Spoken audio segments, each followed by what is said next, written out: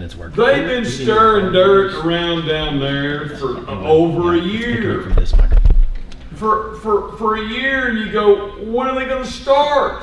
It looks like they just, every few days, they plow it up again. That's what it looked like to me. Now, I know that's, because I've been around a little bit, I know that's not what they're doing really, but that's what it looks like. And you see these guys wandering around kicking dirt, and they got a shovel, and they're leaning on it, or shoving it, and you go, what are they doing? Okay, so then all of a sudden, now there's been a lot of work going on, but you don't see anything. Then suddenly, what's happened the last week, 10 days? Concrete blocks, at least they're stacked out there, right? There's metal rods coming up, okay? So, but we've been a year before you saw anything. So what have they been doing? They've been laying the foundation, because here's what we all know is this.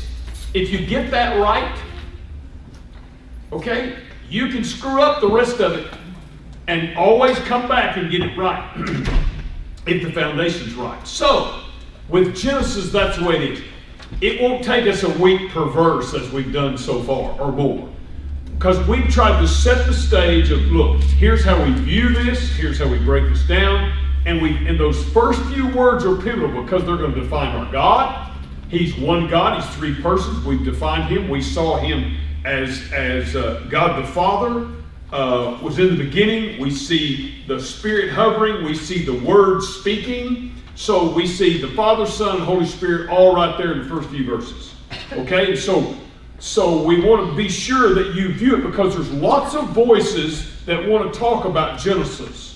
But many of them want to start out here, okay, away from Genesis, come up with what they perceive to be a truth, and then force Genesis to conform to this truth that they discovered, okay? Not to mention that if you follow science at all, then you know what was science 60 years ago, now they laugh about. They go, that's not science, that's a joke, right?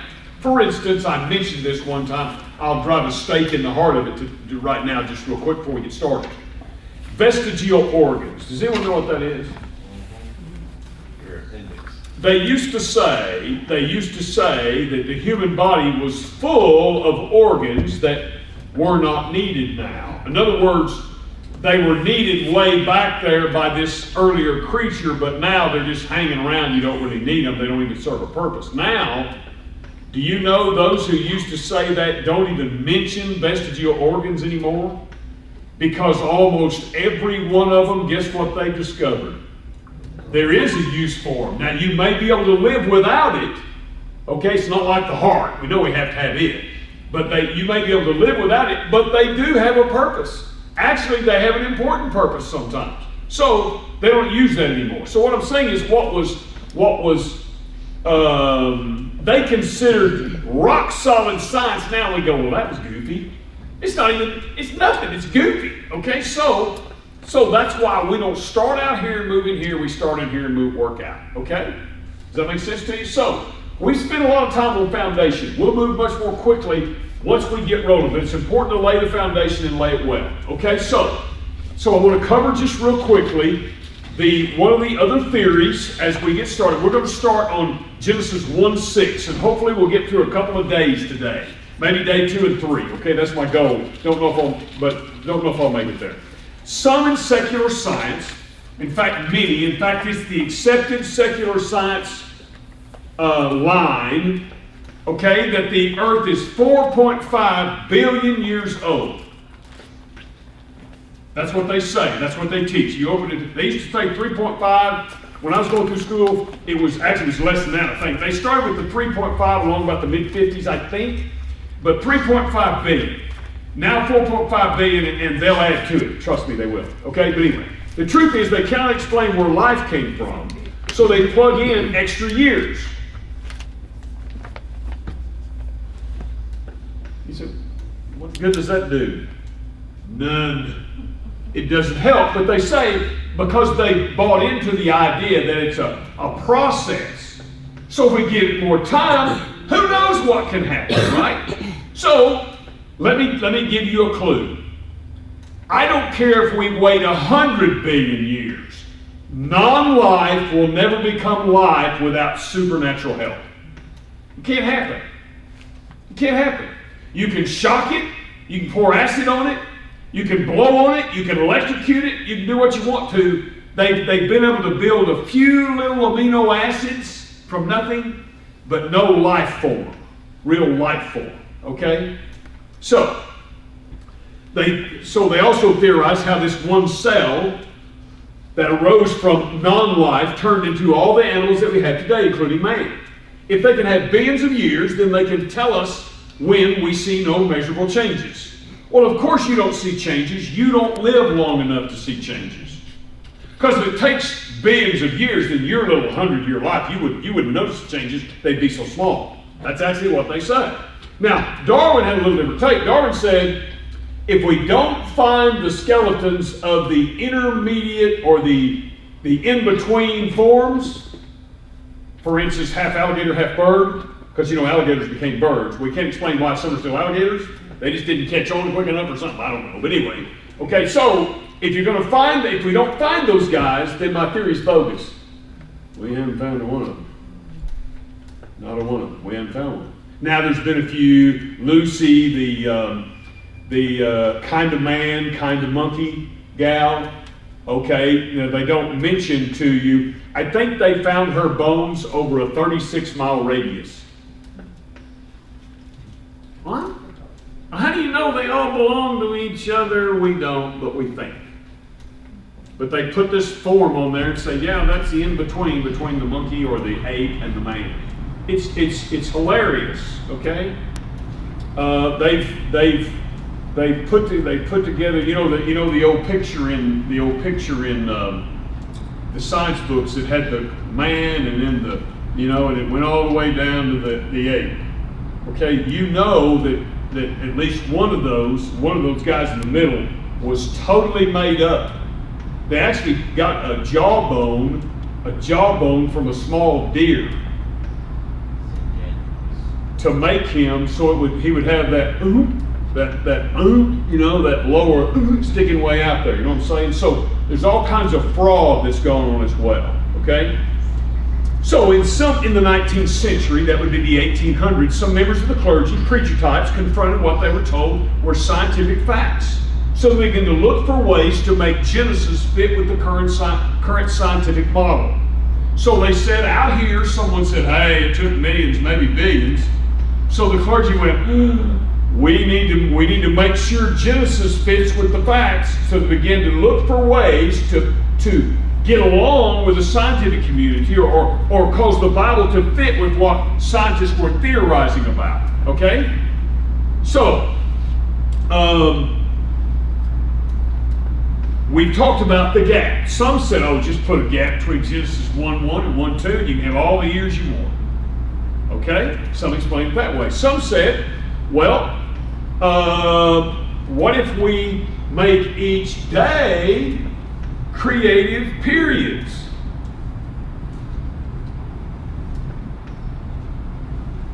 So, each day, Yom, okay, we can make it each Yom, each day, instead of a 24-hour period, we can make it millions or even billions of years if we want to.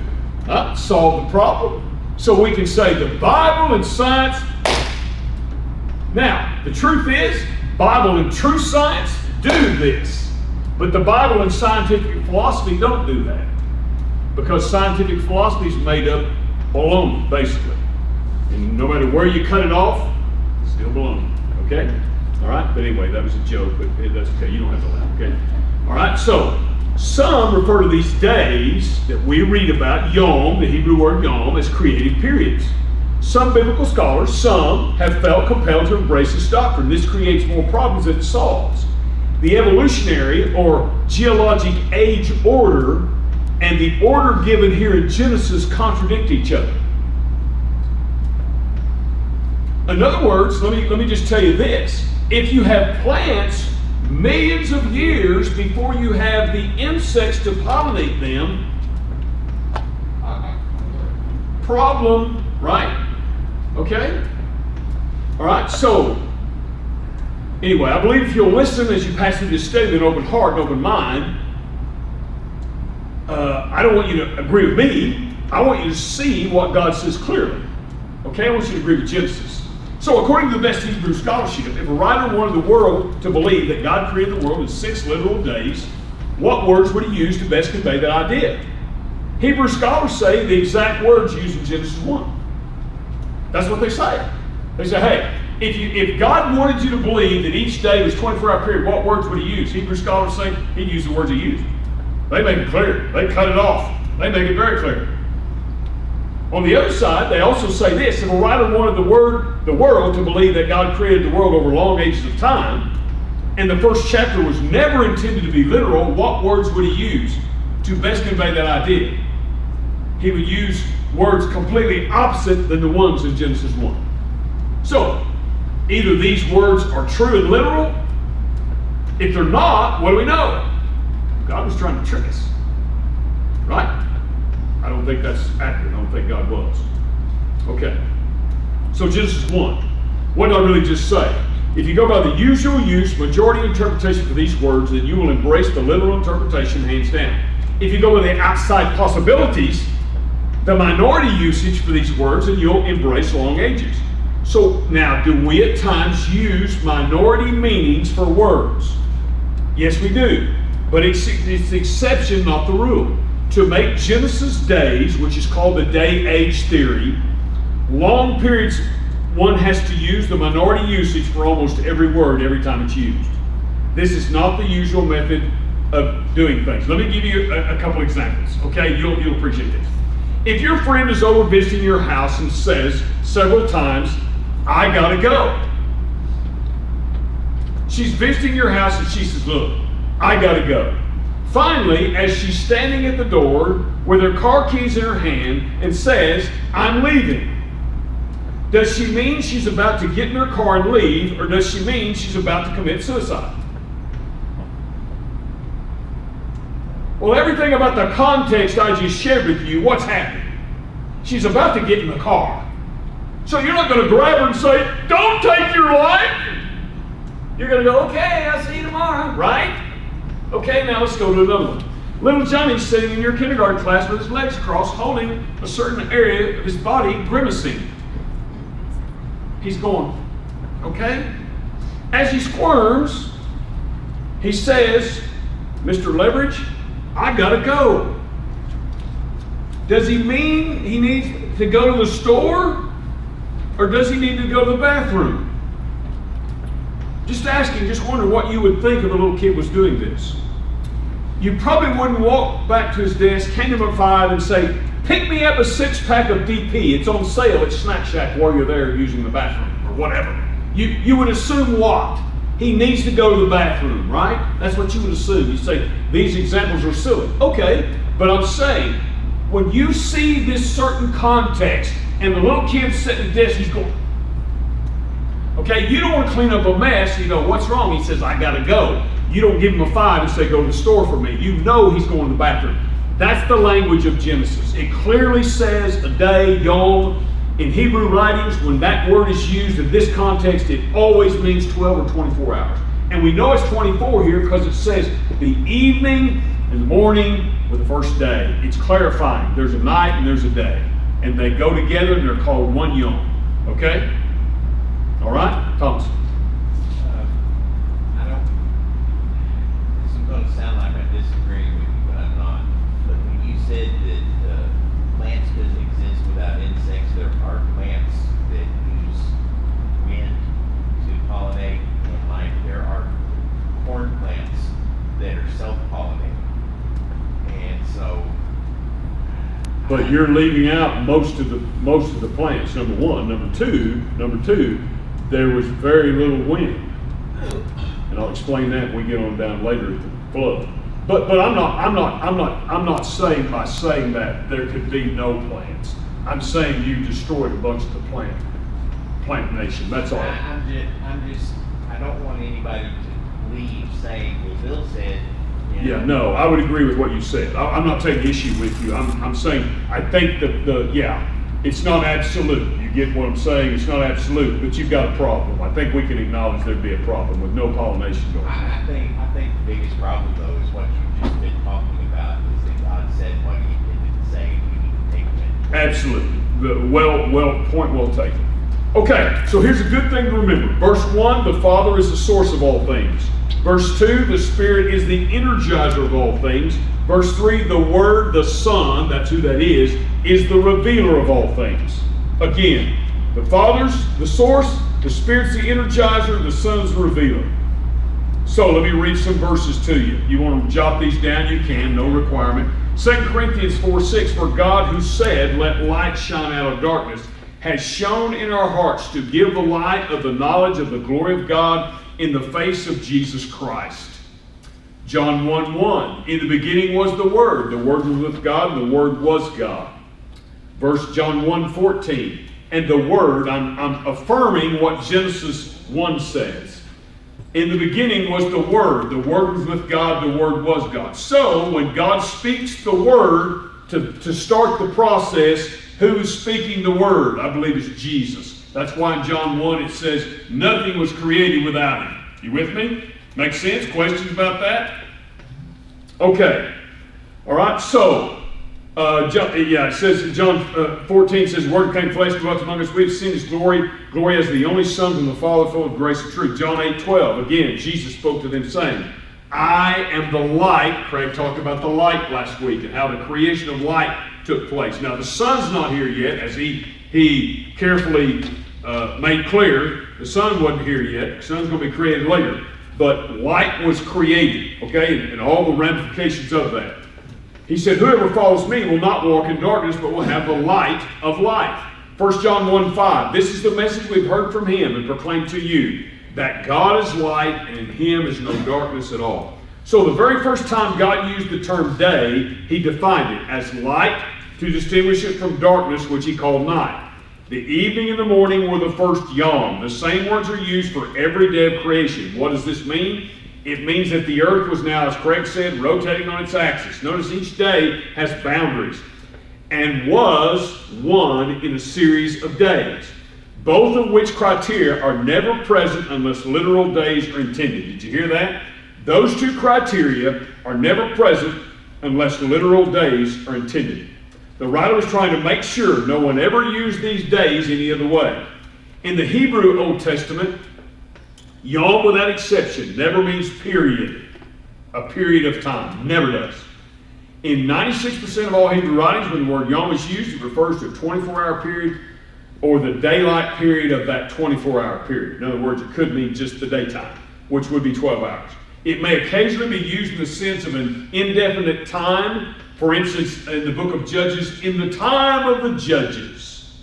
That's an indefinite time.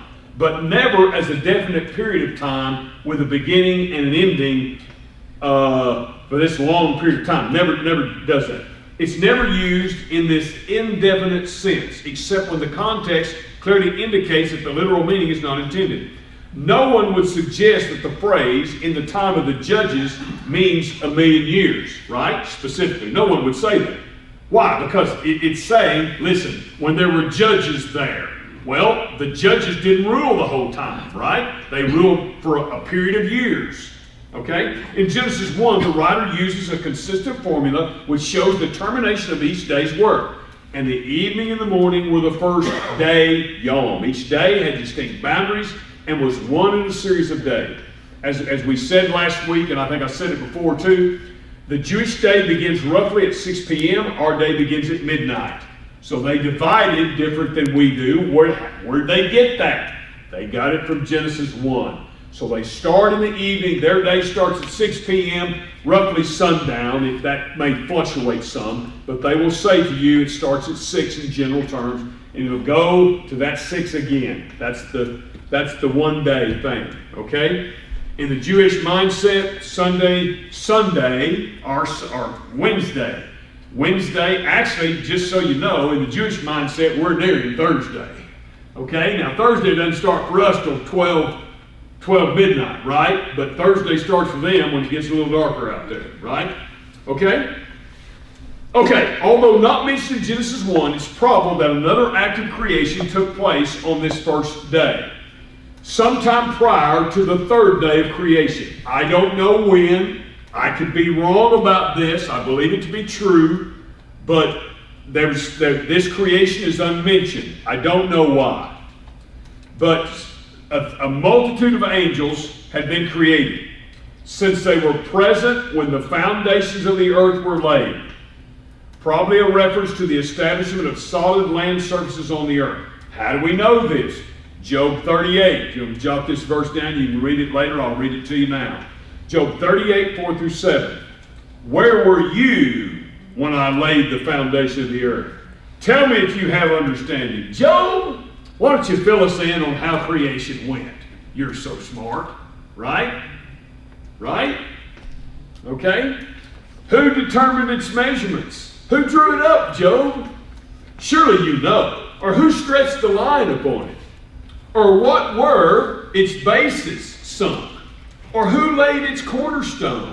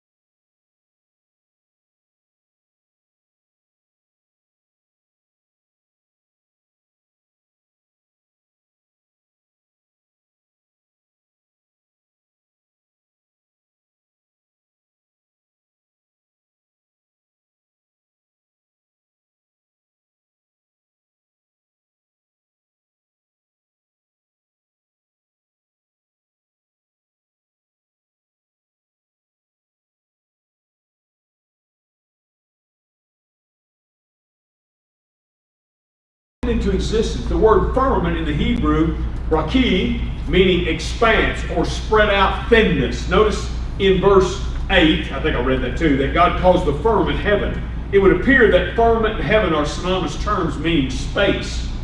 Firmament in the scriptures can mean the atmosphere, space, or heaven as in the dwelling place of God. Paul says he was taken up to the third heaven. The third heaven was God's dwelling place. It's obvious here that it refers to the atmosphere. So I'm admitting it can mean three different places, but here it means atmosphere. Remember, God is here preparing the earth for you to live on it. Okay? Is some of the water that's on the earth today what was above? Absolutely. Absolutely. I can give you my theory. I believe in Pangea. I don't know if you know what Pangea is, but all the surface, all the land surface of the earth was one big area. I believe that. And I don't believe it was all these different continents all spread out. I believe it was one big area. Okay? And I believe the flood changed all that.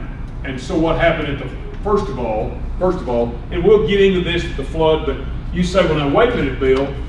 We know we don't have enough water to flood the whole earth, so how did God do that? Well, we didn't have mountains 5 miles high. That was when it says the fountains of the deep were broken up. How many of y'all have heard this about the shifting plates, and when the plates shift, we get an earthquake? Well, God broke all those up at the flood and released all the water from down below and all the water from up above. And we had hills and valleys, but they were like this. Well, when volcanoes, because of the breaking up and the lava from deep down below, when God broke the plates up, the lava came out and pushed up. And these are volcanoes that weren't there when the flood originally, they're still going on when the flood's over, is what I'm telling you. And they're still going on now. Iceland's getting it, and they say Mount St. Helens has been rumbling again. Okay? So, and you know Mount St. Helens just blew the evolutionists' mind. Just blew their mind. You know why? Because in the blink of an eye, multitudes of layers were laid down just like this. And their theory has been that each layer, and it took millions of years to get all these layers, and it blew deep gorges that they claimed, a little trickle of water, and it just kept working and kept working, and over millions of years, it became the Grand Canyon. And that thing blew out and laid down layers like that. So it kind of destroyed that philosophy, okay? So, but the thing is, what we still have, so here's what you have now. Now you have an earth with mountains 5-6 miles high. You didn't have that so it didn't take as much. Does that make sense to you? It wasn't protruding up as high, so it didn't take as much water to flood it. But all the water from above and all the water from below were released. So all that water, theoretically, Thomas, is on the earth today. Well, the reason I asked, Genesis does tell us about how deep the waters rose during the flood. But I read something 2 weeks ago, if the earth was completely leveled out, the low places were raised up, the high places, if it was perfect, there'd be 1.5 miles of water on top of it. And I think that's a lot deeper than what Genesis says that the flood water got. Well, yeah, I don't know, but the water from above and the water from beneath were released, is what we know. And so what is this common sense approach to understanding Genesis? Well, those who take this approach look for common sense things to explain what God did and why He did it. Since water vapor has the ability to both transmit incoming solar radiation and to retain and disperse much of the radiation reflected from the Earth's surface, it would serve, now listen, as a global greenhouse, maintaining an essentially uniformly pleasant warm temperature all over the world, 75 and sunny. How many would vote for that? 365. I would vote for that, right? 75 and sunny, you feel that breeze. After digging a ditch, you might sweat a little bit, you get up on the edge of the ditch and go, what feels good, right? 75 and sunny, that's good. So what do we have when that vapor or that canopy is gone? We have extremes. We have polar ice caps that never thaw, right? We have deserts that never, they get cool at night, but they burn you up, right? No water? Okay. Number 2, okay, I'm giving you some things to think on. With nearly uniform temperatures, great air mass movements will be limited. and windstorms would be unknown. Hurricanes and tornadoes are a part of a fallen world, not the perfect world. Adam and Eve didn't have a storm shelter, didn't need one. All right? And they weren't afraid that their beach house would suffer from erosion. Okay? Threw that one in for fun. Next, with no global air circulation, the hydrologic cycle of the present world could not be implemented. And there could be, now listen, there could be no rain except directly over the bodies of water from which it might have evaporated. So there's very little, I'm saying no rain, I'm saying very little because we don't have these massive windstorm, these wind movements of clouds and water all over the atmosphere. We don't have that in the creation. So how is the ground water? Genesis is going to tell us by dew. You say, man, you got that much dew? Yeah. With no global air circulation, therefore no turbulence or dust particles transported to the upper atmosphere, the water vapor in the canopy would have been stable and not precipitate itself. So it wouldn't rain from up in the space. The planet would have been maintained not only uniform temperature, but also at comfortable uniform humidities. How many vote yes on that one? Okay, you feel like you go outside, you can't breathe if the air is so thick. Didn't have any of that, okay? All right, with warm temperatures and plenty of moisture, extensive vegetation would have been all over the earth. No deserts and no ice caps. Now we wonder, how did the dinosaurs, we find their bones everywhere. We find them in ice caps, we find them in deserts, we find them everywhere. Why? Because this was like a plush greenhouse all over the earth. So, and they were vegetable eaters. Why do we know this? We're going to learn this later in Genesis, because God okayed them to eat veggies. You say they have sharp teeth. I told you the first week. Okay, squirrels do too. Don't put your finger in their mouth, you'll lose a finger, right? Sharp teeth doesn't mean you're meat eaters. Sharp teeth means you have sharp teeth. And you can eat things that are tough. That's what it means, okay? How many of y'all have ever put a green bean in your mouth and put it back out because you know, that's tough? How about asparagus? Get one of them big fat ones and you go, right? Okay. No deserts, no ice caps. So dinosaurs flourished all the earth. All right? And you do know they find them in ice caps, right? Yes, this is affirmative. They dig them up out of the ice and they dig them up out of the desert. So they were all over the earth. Now they couldn't survive there. That's why they died off in those places, in my opinion.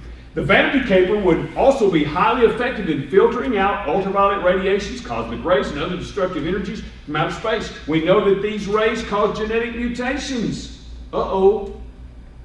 Which would be a blow to longevity and health. Some say that the canopy would cause a great increase in atmospheric pressure at the Earth's surface. True, but this is not a problem as long as man had time to adjust. Or when he was created into that environment. God made him to be able to fit there, right? These upper waters are what God sent to flood the earth. If we took every drop out of the clouds over the whole earth right now, it would only put a quarter of an inch over the whole earth. Where's that water? Earth didn't have, I've already been through this, but here's what Psalm 148 says. Okay? Praise him, you highest heavens, and you waters above the skies. Let them praise the name of the Lord, for he commanded, they were created. He set them in place forever and ever. He gave a decree, and that will never pass away. Okay? So, we talked about, I'm going to go over this real quickly with you. We've got a little time still to go, and I want to get through some more verses. So, Bereshit, first Hebrew word, in beginning. Elohim, God. Okay? The all-powerful creator. Bara, created the heavens and the earth. The Spirit moved upon the face of the deep. Verse 3, God said, that's the Word. Father, Spirit, Word, all in the first three verses.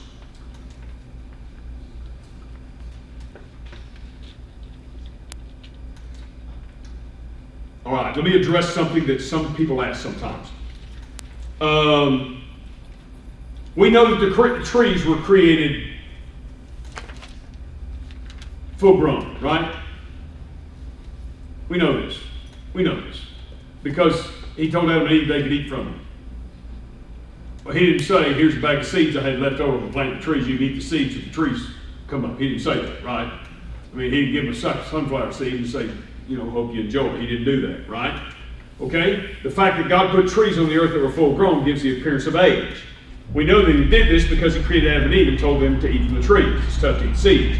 We're going to discover that the stars could be seen on the earth. Now these stars are light years away. Light years away. And yet they can be seen instantly. Another reason that this secular guy suggests a long period is that it takes so long for the light to reach Earth. They say, oh, well, the stars came about, but it took forever for that light to get here. Okay? For your information, many preacher types believe in an old Earth. Okay? And that's one of the reasons, because they say, well, yeah, the stars, they came to be, but, it took millions of years for that light to get here. No, God, you can see the stars immediately. He put them in the sky and you can see it immediately. Okay? In fact, prominent pastors, I heard one guy, and I think he's a good guy. I think he loves Jesus, and he does a good job teaching. But I heard him say here a few years ago, he said, young Earth, that's preposterous. Everybody knows that. Well, he needs to take a Bible class, in my opinion. But he's really smart. But what's he done? He has a bunch of intellectuals in his church, and he's afraid, I think, to stand with the Genesis account, young Earth, because of the political pressure. Okay? The creationists claim that the Earth is young based upon the genealogies given in the Scriptures. The only ones who claim that it's not a literal 6 days are those who try to force a secular scientific philosophy into the first week. Why do they believe that the Earth is old as in millions and billions of years? Because the millions and billions help to explain, once again, non-life becoming alive. Okay? And also help to explain how that one-cell amoeba in the muddy pond became thousands of different animals, including man. So why is it so important that we reject this philosophy? Notice I didn't call it science, but philosophy. Since it cannot be repeated, and it was not observed, or we can't observe it now, there are no pictures, it does not qualify as science. It's based upon faith. Therefore, in the strictest sense, it's a religious philosophy. It's a godless religion, but it's a religion. So since my view and the other view both require faith, you get to decide which you're going to put your faith in. The guy in the lab coat or the Word of God. So it's a pretty simple thing for me. You say, oh, well, let's marry them and put them together and just all be one big happy family. Well, the problem is they're giving different answers. They don't agree, so we can't do that. You say, well, we can try. No. We can say, here's what God says, I'm going to believe that. Hope that makes sense to you. So, day 1, verses 3 through 5, he created light, divided the light from the dark. He basically created day and night. Day 2, 6 through 8, God created the firmament, in other words, the atmosphere, what you breathe. He began to separate the elements out of the watery mix. He put water above, water below, and the atmosphere in between. Okay, verse 9. Here we go, verse 9 and 10. And God said, let the waters under the heavens be gathered together unto one place, and let the dry land appear. And it was so. And God called the dry land earth, and the gathering together, of the waters he called seas, and God saw it was good. So the waters under are still a shoreless ocean. But by the word of God, the dry land and the water are separated. So what did he do? He separated the dry land. Whether he pulled the land up or pushed the water down, doesn't say. Just he separated it. The water continued to be connected. Underground water fed the water on the top. Not like it is today, because the flood changed everything. Okay, so any questions about verses 9 and 10? We're in day 3, remember.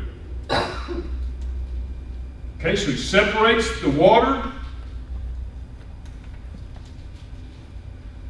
from the dry land. Hey, Bill, one of the things as I'm reading this just now, and you see how often the word water is mentioned, and it is so important in our lives, but only God could do this.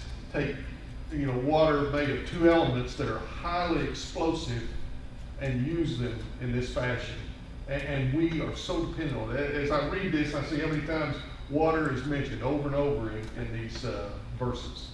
That's amazing. And what does everyone in here have to have? We have to have. And what does Jesus say he is? Living water. The living water. Yeah. And how about that? They're highly explosive. Only he could do that. And you can't live without water. You can't live without it. And You the are truth mostly is, water. You can't really live without Jesus' water, Amen. the living water. Amen. Right? Yeah. Good stuff. Thank you, Craig. Good stuff. Verse 11. And God said, let the earth bring forth grass and herb yielding seed, The fruit tree yielding fruit after its kind, whose seed was in itself upon the earth, it was so. And the earth brought forth grass and herb yielding seed after its kind, and the tree yielding fruit, whose seed was in itself after his kind, and God saw it was good, and the evening and the morning were the third day. So it's important to note that these grasses, herbs, and trees were created full grown. So if we could have been there when these were created and given them to test to see how old they were, they might have tested 70 years old, but they're newborn. Okay, now that doesn't explain billions of years. Okay, I get that. Okay, but they were completely new, yet had the appearance of 70-year-old trees. I don't know the answer to that question. Okay, I don't know how God did that. Doesn't matter. He did it. Notice that verse 11 mentions seed and kind. Now this is big. This is the first mention of the two words. These two words are very important. Seed means that this particular kind can reproduce itself through the seed. So, I have multitudes of pecan trees on my place, but there's one in particular that kind of hangs over a little of my garden area, just a little bit. Well, all over my garden area right now, there's little shoots about that tall, maybe twice that tall, okay?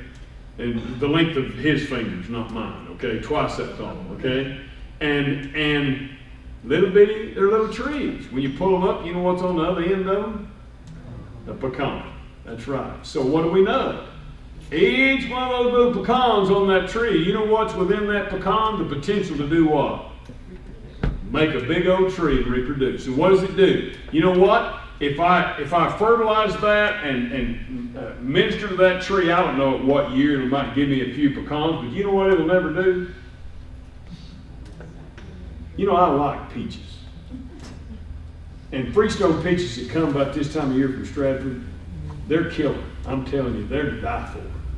My pecan trees have never yet put on peach.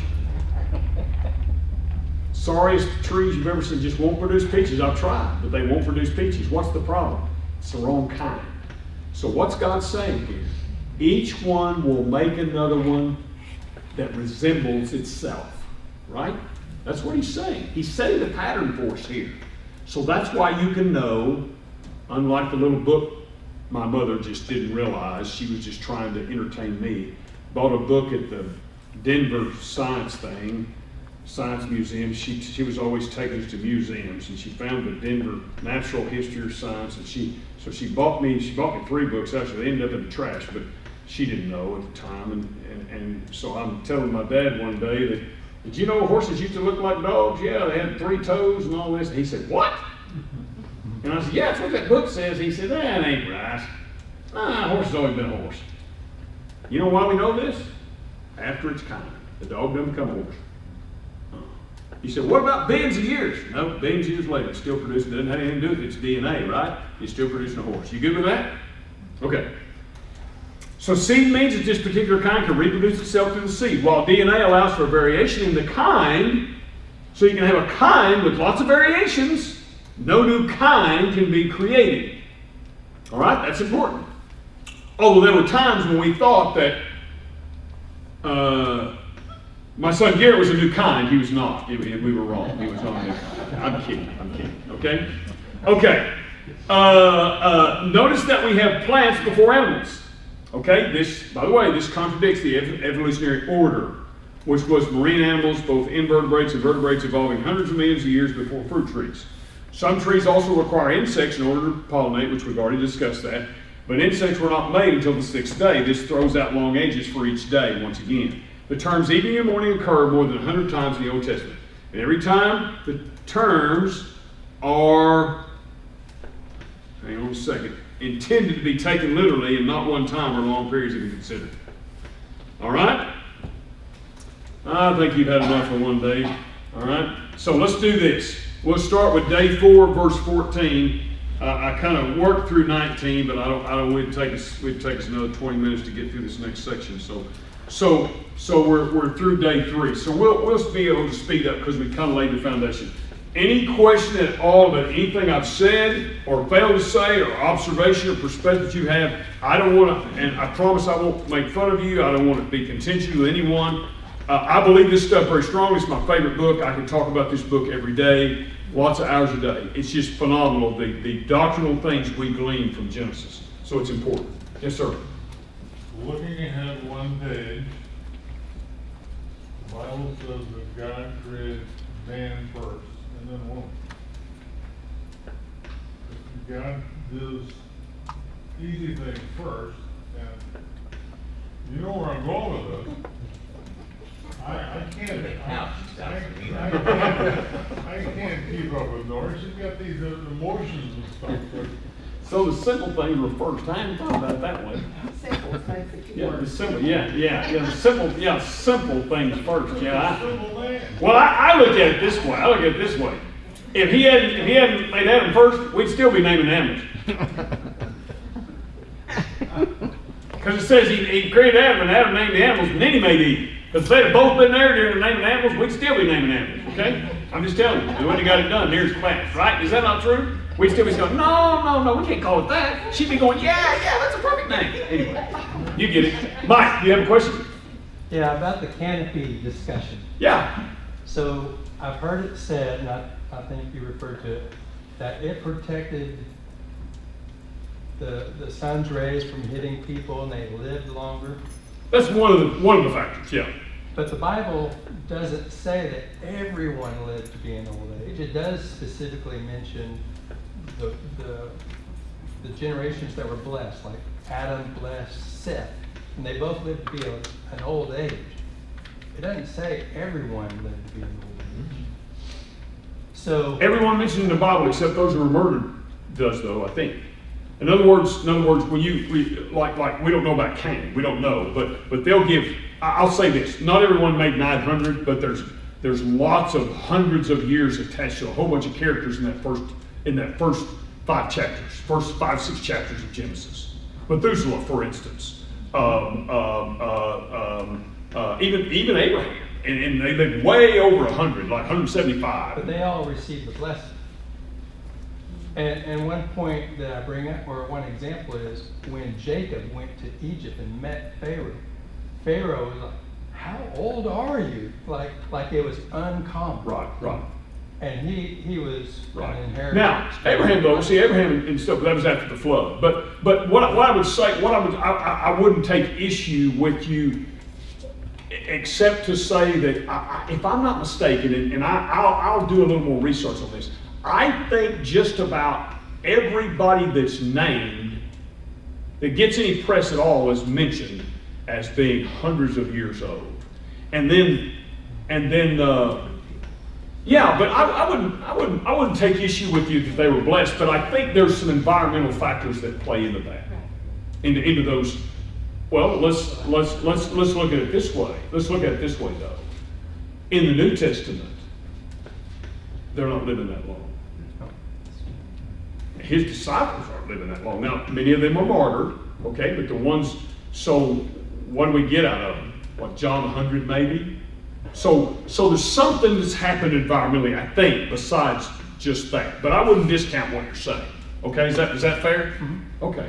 I think that our DNA is still became them, and I really think that one reason that everybody in the Old Testament or in Genesis lived a lot longer is because their DNA wasn't killing them. It was a lot purer. If you ever take a course in geography, and you go through every nation on the earth, and I've had to do that a couple of years, okay, in teaching geography, but they'll give you the lifespan of the nations. Well, it's not uncommon to come across nations that say average lifespan 45. 45.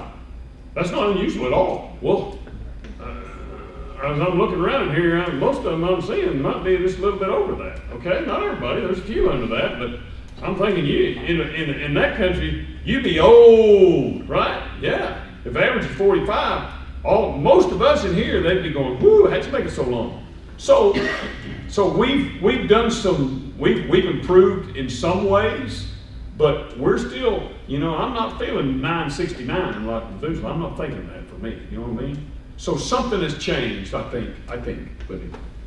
Somebody else back here had their hand up. Yeah. Yes, sir. Well, I was wondering, everything is from time Well, what about the mules? I mean, they're different than a horse, and you have to know that their disposition is totally different from a horse. Yeah, they're very smart. They're better for mountainous terrain and rocky terrain and all But the that. vast majority of mules cannot reproduce. No, they can't. Yeah, so when you take a donkey and a horse and you mix them, it produces a useful offspring, very useful, I would agree, very useful. They leap tall buildings in a single bounce, and then jumpers can jump fences, they hunt off of them, Yeah. but most of them can't reproduce. Yeah. And I used this example, I think a few weeks ago, the beefalo. They said, oh, what if we could get all the goodness of the cow and the goodness of the buffalo, and they don't, by the way, they don't breed in the wild, they have to pin them up, okay, to get them to do this. And then the biggest problem they've had with them is infertility in their offspring. So even that, as close as they are, they're not the same. And so after its kind works. Now, you say, wait a minute, what about a poodle and a Great Dane? Well, that's a variation within a kind. Dog is a kind. And there's great variations of the kind. So see, here's the thing. I don't know if you've noticed this. I bet you there's not anybody in here with exactly, let's put your hand up there, Thomas, by mine. No, fist. Look at the difference of skin tone there. Look at the redness of mine and the tan looking darker than his. I seldom find anyone with my skin tone, okay? He don't have my skin tone. So what do we know Adam and Eve had? Within them, within their DNA, was all the skin tones you can imagine was in there. Now what were they? Probably light brown. Probably light brown, or brown we could say, they probably were. But within them was the potential for Swedes and Africans. But here's what you need to know. We all one blood. When you get a blood transfusion, you don't say, well, I only take Swedish blood. You just give me the blood, right? You don't care what color the person gave or anything else. You just want to save you, right? We all one blood, essentially. Okay? So anyway. Bunker didn't think that. Yeah, Archie Bunker's an idiot though. But anyway, okay, so here's the point. Here's the point. After its kind is huge because it blows up the evolutionary idea. It will not. You can't. When you move out of kind, donkey and horse, you might produce an offspring, but very few of the offspring can reproduce at all. They can't. So after its kind is how it works. Now, do you have lots of variation in the kind? Sure you do. Okay, you get these dogs that are poodle doodle or whatever they call those things, and they're a mixture, and you get all kinds of different things, right? But there's still one kind. It's a dog. Right? Perry. Let me speak to the age thing. Yeah. There's a passage in Genesis 6:3 that says that my spirit shall not abide in man forever, for he is flesh. His days shall be 120 years. Yeah. That was to Noah. Yes. And we know Noah lived, a long time, over 600 years. And so I think that comment, God was making a condemnation upon the sin of man. So you can make an implication there that if he's going to reduce the age of man to 120 years max or something like that, then the people before that time, as an average, had a much longer lifespan. Can I answer that, Bill? Hang on just a second. Let me. So here's what you see. At the flood, we're hundreds of years after the flood. Whoop, It drops down. within about 2 or 3 generations, we're very close to what we live today. Very close to what we live today. So was this gradual? What caused that? My belief, and I think Bible scholars will generally agree that this drastic drop, okay, from 900 to 152 very quickly, well, it was the same Psalms, 70. So what it was drastic environmental, the earth's not the same anymore. Not the same.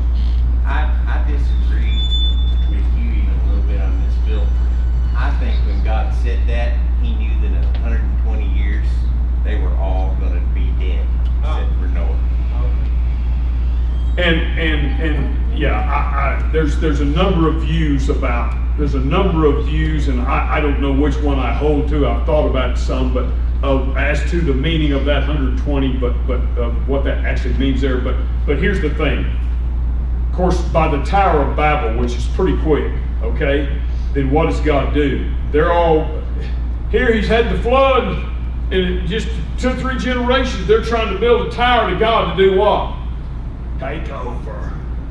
We don't need him. They're going to be God. So what does he do? He confuses their language and sends them out. And, okay, let's pray. We'll be dismissed. Thank you so much for being here tonight. I hope you enjoyed it. We'll keep rolling. Now, remember, next week we have backpack giveaway, so we won't meet next week in here for anything because we got backpack giveaway, and the whole church be full of people, wall to wall. We'll be giving away stuff and ministering to kids and their families. So we won't be here next week. We'll take up again on the 24th and not the 17th, okay? Let's pray. Father, thank you for your word and its truth. Help us to believe